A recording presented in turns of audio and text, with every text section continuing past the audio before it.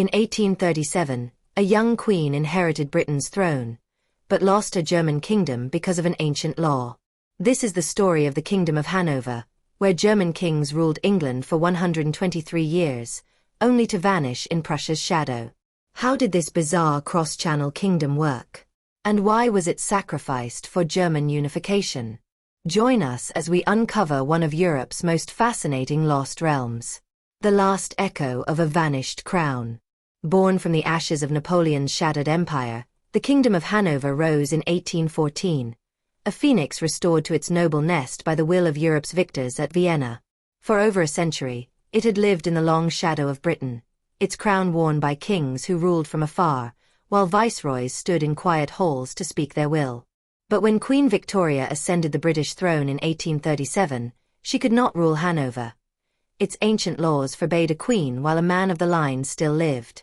And so the kingdoms, long bound by blood and power, were split. Ernest Augustus, her uncle, took the throne, but his reign, and that of his son, would lead the kingdom into the storm of the Austro-Prussian War. Choosing the wrong side sealed its fate.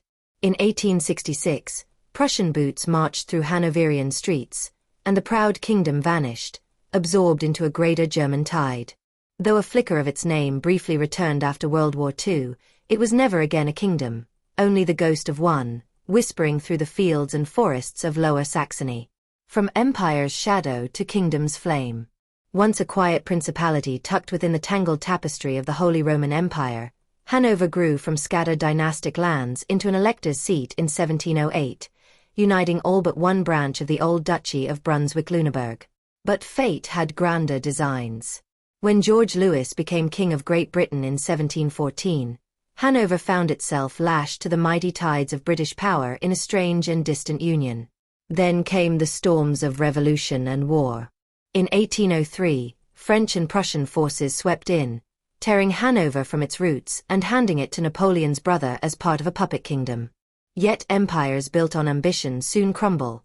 By 1813, Russian Cossacks thundered across the land, and the Battle of Leipzig broke the illusion of French supremacy. From those ruins, the old House of Hanover reclaimed its place, breathing life once more into the soul of a nation that had endured conquest, betrayal, and rebirth. The crown he never wore.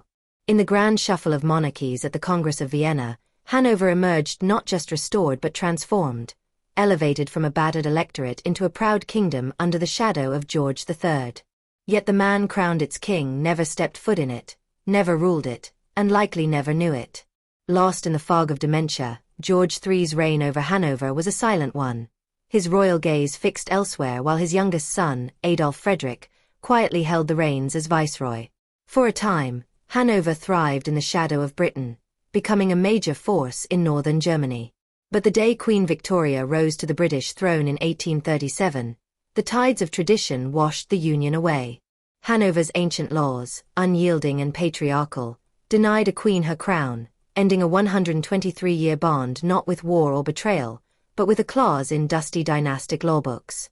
The last king of Hanover, Ernest Augustus, having ascended the throne in a moment of familial tension, found himself a king of a divided heart.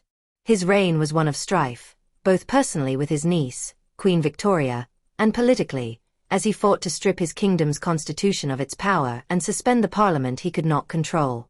In the throes of European unrest, the revolutions of 1848 shook the foundations of his kingdom, but it was the shadow of war, specifically the Austro-Prussian War, that would seal Hanover's fate. Despite attempts at neutrality, the kingdom's decision to side against Prussia in 1866 led to its tragic annexation by the rising Prussian Empire. George V, the last true monarch of Hanover, fled, raising an army in exile, but by 1871, the dream of an independent Hanover was crushed under the weight of the German Empire. Even in death, George V's spirit would not relent, as he left behind a legacy of defiance, passed to his son Ernest Augustus, who continued to claim his kingdom's throne, despite its fall. In 1884, the extinction of the junior branch of the House of Hanover, which had ruled Brunswick, marked the end of an era, a royal line that had once stretched across Europe, now but a fading memory. The Kingdom of Hanover may have disappeared in 1866, but its legacy lives on, in Britain's royal family, Germany's unification, and the strange twists of European history. Which other forgotten kingdom should we explore next?